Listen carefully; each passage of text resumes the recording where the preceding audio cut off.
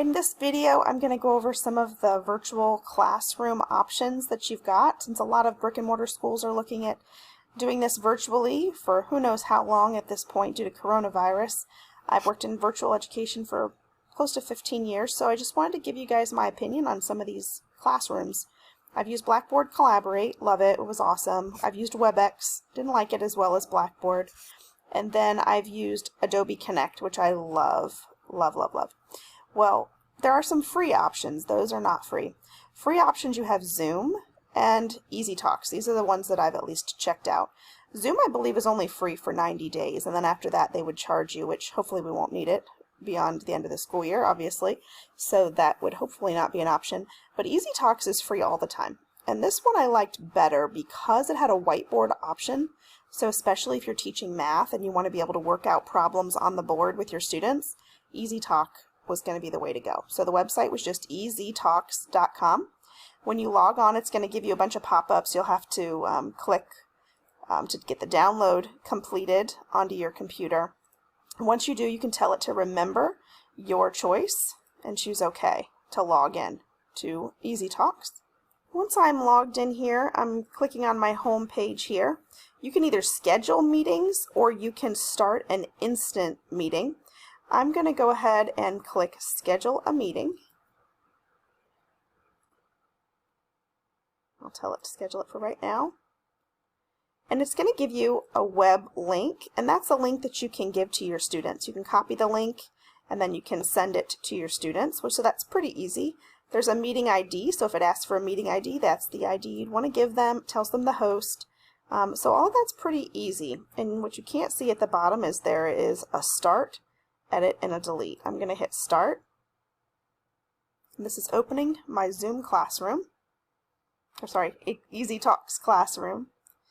And this is what it looks like. Pretty easy. I can maximize it if I want to maximize my screen to a full screen. I can invite participants. It'll show me my participants on the side there. I can share my screen. I can chat. I have a chat feature. I like that you can record. There's also a poll, which is another cool feature I did not see in Zoom, where you can launch a poll to poll your students. I'm going to turn my microphone off. You can turn your video webcam on and off pretty easily.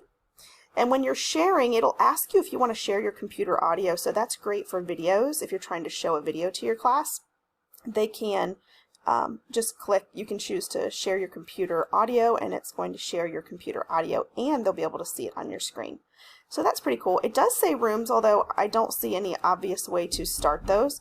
But rooms would be a great place for breakouts when you're trying to get kids to really collaborate on topics. We use that a lot in our virtual classrooms, but for EZtalks, I don't see that. That's something you'll have to look into a bit to see how that works. But it seems to be pretty cool. Now, if I want to share my whiteboard, what you'll do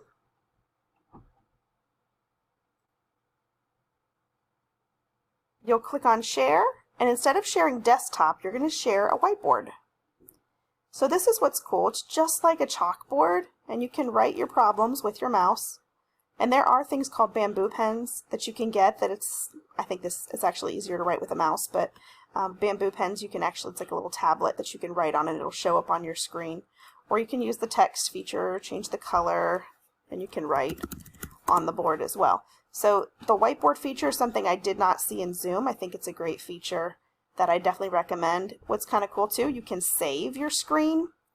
So yeah, I think it serves your purpose. And for sharing your desktop, you would just have your PowerPoint or whatever lesson pulled up on your screen so that you can share it pretty quickly and easily. So my vote is for EZtalks. You'll have to see what you guys recommend, but this is a great way to get a virtual classroom where you are working with multiple students at once, just like you would in a brick and mortar school, and free and from everybody's own homes. I hope this was helpful. Take care.